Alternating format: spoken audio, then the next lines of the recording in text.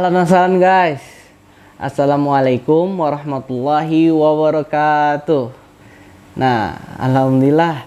Jadi gue ini Kofirdaus sekarang lagi berada di, tahu kan kalian, di Bali. Alhamdulillah lagi jalan-jalan nih ceritanya, sambil refreshing juga dan sambil bersilaturahim juga gitu. Nah, dan kebetulan malam ini, hari ini gue kedatangan tamu yang spesial. Nah, yaitu Ketua PT Cabang Bali.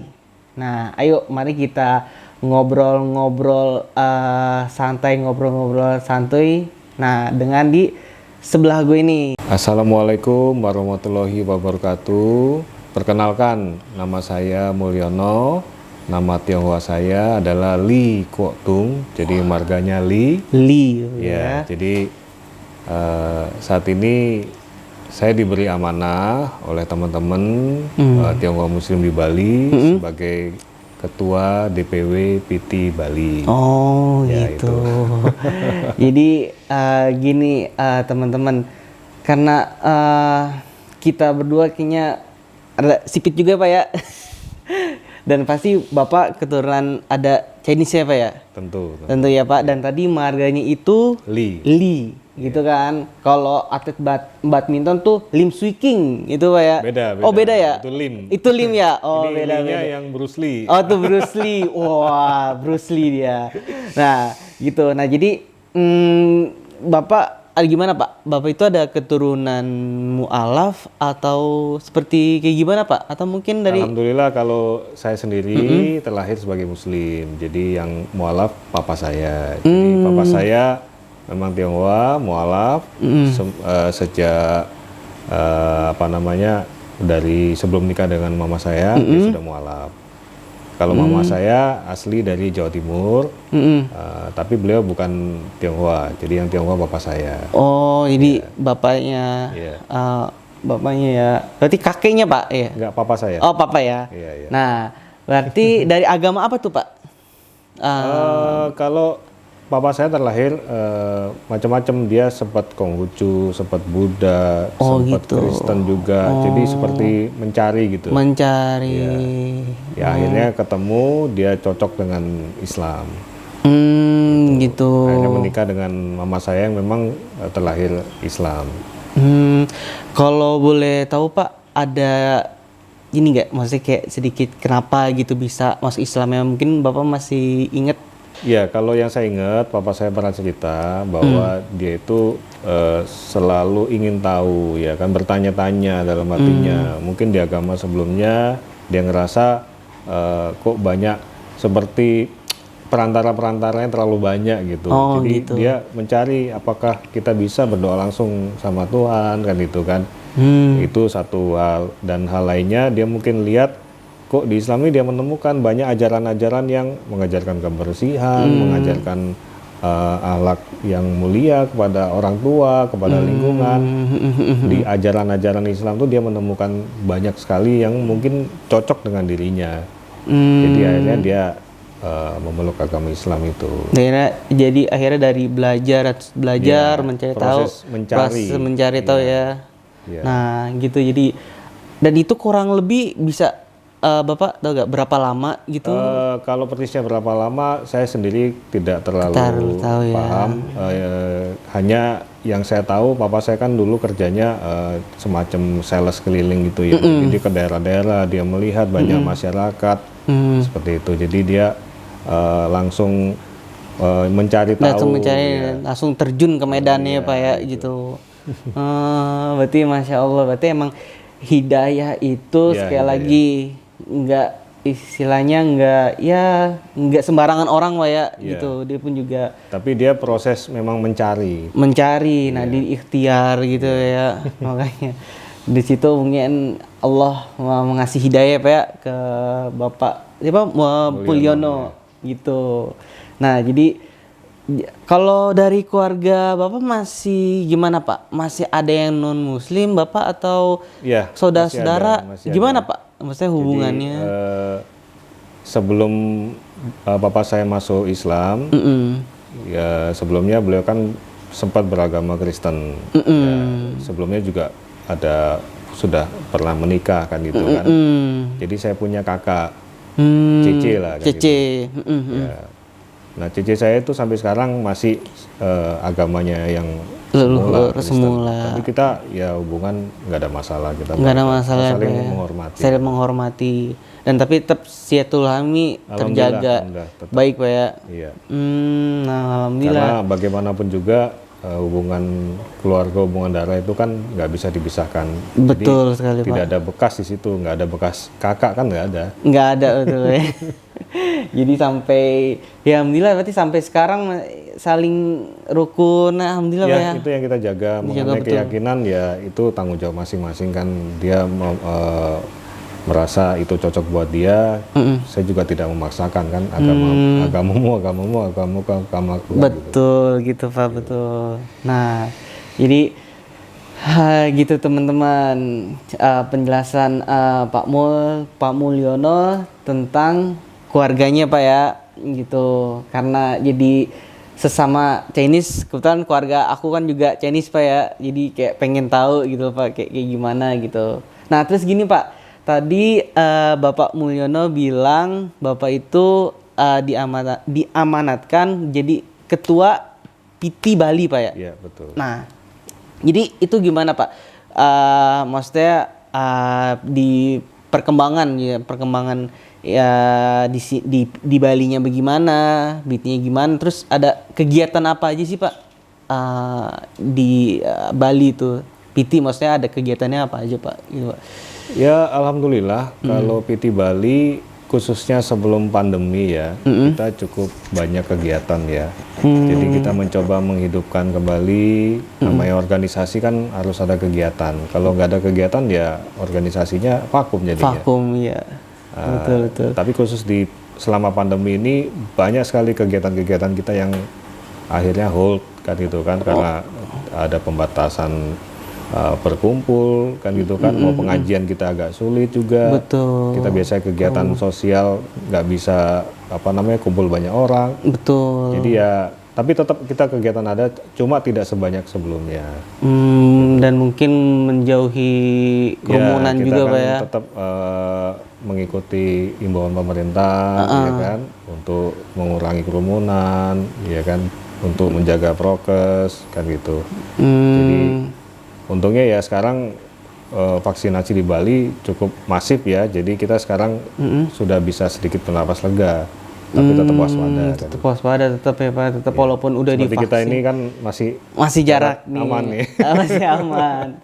Ya walaupun udah ada vaksin, tetaplah kita harus jaga Tapi kesehatan. minimal resiko udah bisa dikurangi lah. Dikurangin deg-degannya gitu Pak ya, udah dikurangin adalah sedikit. Dan tapi harus tetap nih teman-teman yang udah divaksin, sekali lagi harus benar-benar jaga tetap kesehatan gitu. Protokol kesehatan tuh harus ya Pak ya. Iya betul. Gitu, jangan mentang-mentang saya udah divaksin nih terus kayak meremehkan, jangan juga Pak ya.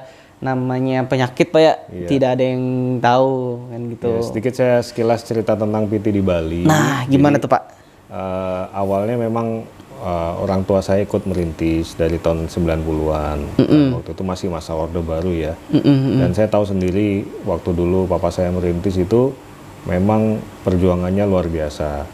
Kan tidak mudah untuk etnis Tionghoa bisa eksis pada saat Orde Baru. Oh kan, betul, gitu kan. betul Pak, betul. Tapi alhamdulillah akhirnya perjuangan beliau bisa terbentuk. PT yang pertama itu tahun 2002. 2002. Ya, itu pelantikan ketua yang pertama. Ketua yang pertama. Ya, semenjak itu terus berlanjut hingga pada teman-teman memberikan amanah pada saya. Jadi saya yang keempat ya, ketua yang keempat. Masya Allah. Jadi ini Bapak udah yang keempat udah berapa lama Pak? Tahun keberapa nih Pak masuk? Sudah 4 tahun nih, tinggal setahun lagi. Setahun lagi, insya Allah 2 periode Pak. Tergantung teman-teman anggota PT Bali. PT Bali. Iya juga sih. Nah, terus dari anggota gitu Pak, maksudnya ada yang mualafnya kah atau kayak Ya, step kita anggota berbagai macam karakter, berbagai macam latar belakang, ya kan. Tapi alhamdulillah kita di sini ya tetap bisa guyup lah. Artinya dengan segala macam perbedaan itu kita utamakan mana yang banyak persamaannya, kan itu kan. Itu satu. Yang kedua ya kita membangun silaturahim dengan suasana kekeluargaan. Jadi saya walaupun katakanlah jabatan ketua terus mesti jaim gitu nggak, kalau saya nggak gitu ya, saya tetap ya kita low profile aja, dengan anggota biasa pun ya kita akrab aja seperti keluarga gitu ya, bisa ngobrol biasa, bisa bercanda juga ya, kita ciptakan suasana yang guyup lah. Guyup udah seperti kayak ya, jadi kalau kita lama nggak kumpul itu kayak ada ayo kapan nih kumpulnya, jadi kayak kangen gitu. Kayak ada rasa yang kurang gitu ya, jadi ada yang ganjel. kapan nih kita kumpul bikin kegiatan lagi ya, jadinya alhamdulillah berkat cara itu mereka jadi senang, jadi semuanya bisa kompak ya. Bisa kompak, alhamdulillah. Memang kita di Bali ini ya kalau dibilang double minoritas ya. Nah itu gimana tuh Pak? Tionghoa di Bali ini kan minoritas. Nah, ditambah lagi Tionghoa yang agama Islam. Nah, lebih minoritas lagi. Lebih minus lagi. Sorir yang kecil. Tapi ya kita nggak berkecil hati. Betul. Ya ibaratnya Lombok yang paling pedas kan Lombok yang kecil loh, yang cabai rawit itu yang lebih pedas itu. Ganas, guys. Jadi guys. walaupun kecil, bagaimana kita bisa tetap bermanfaat untuk masyarakat. Gitu. Alhamdulillah. Ya, kompak, tetap membawa warna, ya kan? Jadi tetap terasa gitu di masyarakat manfaatnya. Itu yang kita coba terus tanamkan, coba terus kita lakukan. Walaupun mungkin belum banyak yang tahu tentang PT, tapi kita tetap berusaha untuk selalu berbuat lah. Nah, alhamdulillah. Jadi PT ini organisasi juga yang apa ya, ibarat tuh kayak ya sosial keagamaan. Nah, jadi gitu teman-teman. Jadi yang belum tahu PT singkatannya itu apa, bukan duit ya Pak, PT bukan duit ya, itu bahasa Padang ya. Bukan. Jadi PT itu Persatuan Islam Tionghoa Indonesia gitu. Nah, jadi ini Pak Mulyono ada ini nggak pesan-pesan nih buat kaum milenial nih yang di zaman sekarang mungkin 2021 yang makin dahsyat gitu Pak ya gitu. Jadi gimana sih buat pesan-pesan kaum milenial ya, seenggaknya better dan before lah Pak gitu, jangan sampai ya gitulah Pak. Ya memang dengan fenomena milenial ini banyak sekali perubahan-perubahan ya. Betul. Yang kata orang apa namanya distraction lah, apa shifting lah segala macam. Teknologi. Tapi ya kalau seperti ini bukan sesuatu yang baru terjadi, ini hanya sesuatu yang berulang karena beda zaman, beda generasi, dan akan ada perubahan-perubahan. Dulu yang saya ingat waktu generasi X muncul, baby boomer muncul, itu kan perubahan-perubahan, akan ada shifting-shifting kan itu kan. Sebenarnya sekarang nggak beda juga, tapi yang sekarang ini mungkin pemicunya karena teknologi, internet kan gitu kan. Nah, kalau yang saya perhatikan generasi milenial itu sudah mulai apa ya, identik dengan gadget minded ya. Jadi sepertinya lebih seperti nggak hidup di dunia nyata gitu. Jadi lebih ke di dunia maya gitu. Di dunia maya mereka halu gitu, akrab, tapi di dunia nyata nggak saling kenal. Gitu. Jadi karena ini memang eranya informasi, internet, tetap itu didalami, tapi juga jangan lupa tetap menginjak bumi lah, tetap bermasyarakat gitu. Tetap bermasyarakat ya, gitu Pak. Jadi jangan sampai hanyut di dalam dunia maya kan gitu. Jadi apa namanya, dengan ada internet banyak kemudahan-kemudahan, jadi akhirnya malas gerak jadinya. Istilahnya mager kan itu. Mager, malas gerak gitu. Nah, itu jadi ya tetap aktif beraktivitas, tetap bersosialisasi itu penting. Gitu. Karena saya merasakan sendiri di PT kita bentuk Gema PT, generasi muda PT. Ada tuh Pak generasi Nah, PT-nya jadi Pak. memang tantangannya salah satu di situ. Wah, berarti banyak amoy-amoynya nih teman-teman nih. Iya. Amoy-amoy PT, insya Allah udah muslim nih.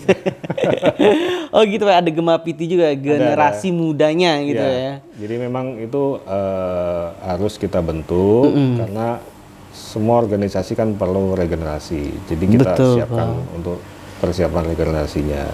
Nah, pada saat dibentuk ke generasi muda PT kan kita melihat banyak fenomena-fenomena. Ya seperti itu. Positif Jadi ya. pada apa ya? Kalau udah pegang gadget, udah sebelah-sebelahan nggak saling Kenal ngobrol. gitu, jadi bodo amat gitu ya. Nah, jadi PT Bali itu Pak ada sosial medianya nggak sih Pak? Kayak Instagram lah mungkin atau Facebooknya. Iya. Ada Kalau Pak? itu sih nggak bisa dihindari. Memang udah eranya. Jadi kita tetap harus update ya. Update. Mantap ini Instagram guys. ada. Jadi Instagram PT Bali namanya pt.bali. Itu Instagram ya Pak ya. Terus Oh, Facebook juga ada, PT Spasi Bali. PT Spasi Bali Pak ya. Channel YouTube juga ada, Tuh, PT Spasi Bali. PT Spasi Bali. Nah, Jadi itu jangan lupa nanti masuk subscribe ya. iya nih, promote juga deh guys. Gitu. Nah, jadi teman-teman kalau yang mau tentang informasi tentang PT Bali kayak gimana, terus atau mungkin kayak mungkin apa bisa juga teman-teman yang mau berrekreasi di sini Pak ya di Bali bisa juga langsung ke beliau.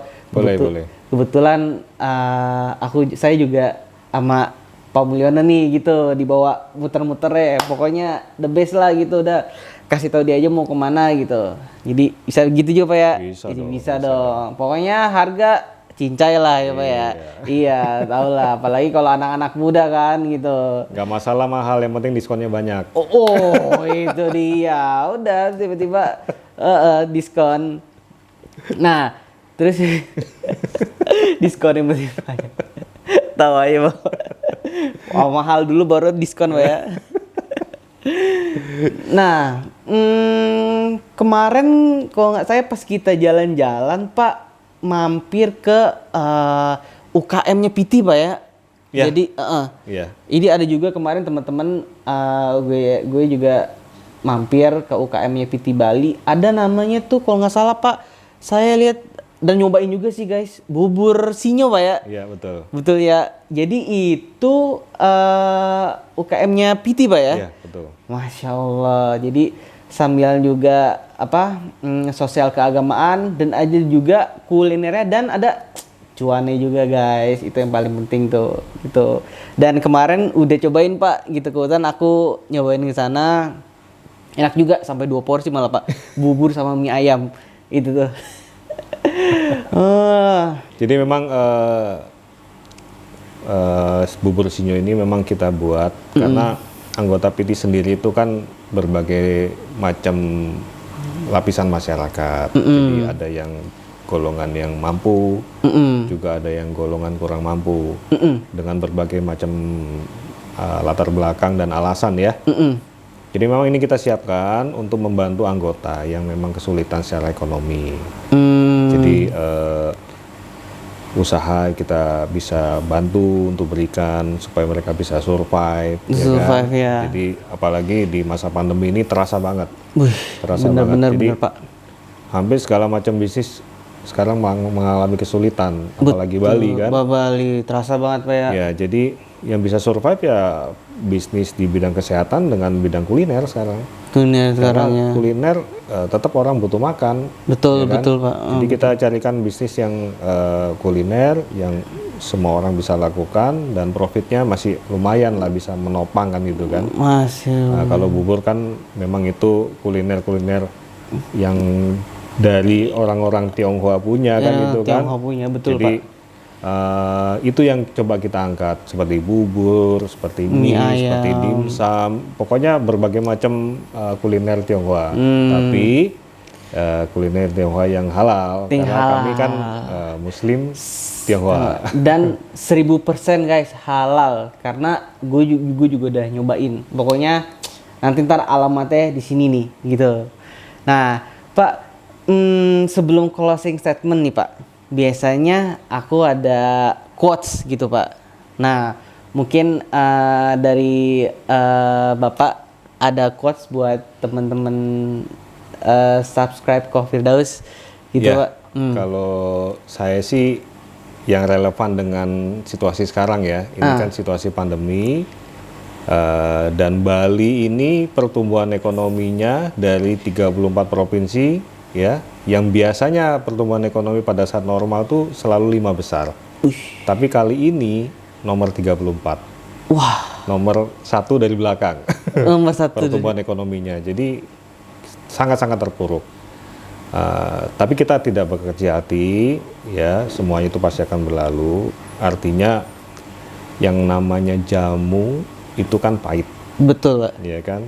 Tapi itu lebih menyehatkan daripada gula yang manis. Betul. Jadi situasi yang sulit ini kan pahit sekali. Tapi ini membuat kita lebih bisa belajar untuk survive, belajar untuk sabar, ya kan?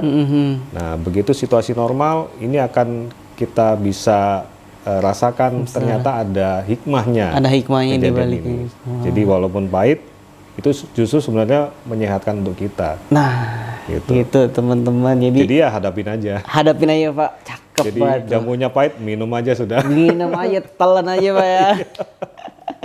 Nah, gitu teman-teman, quotes dari Bapak Mulyono. Nah, sebelum itu sampai sekarang yang belum subscribe nih, Coffee Firdaus ulangin lagi. Semoga semakin suka sama uploadan video Coffee Firdaus dan dukung juga gitu, dan komen juga, kasih masukan atau ya like tukar pikiran dalam komen sini nanti. Dan alhamdulillah terima kasih banyak juga subscriber yang naik terus, alhamdulillah itu, dan semoga kalian suka. Oke, dan terakhir dari gue Coffee Firdaus penutupan. Wallahu muwaffiq ila aqwamit thoriq. Wassalamualaikum warahmatullahi wabarakatuh. Waalaikumsalam warahmatullahi wabarakatuh.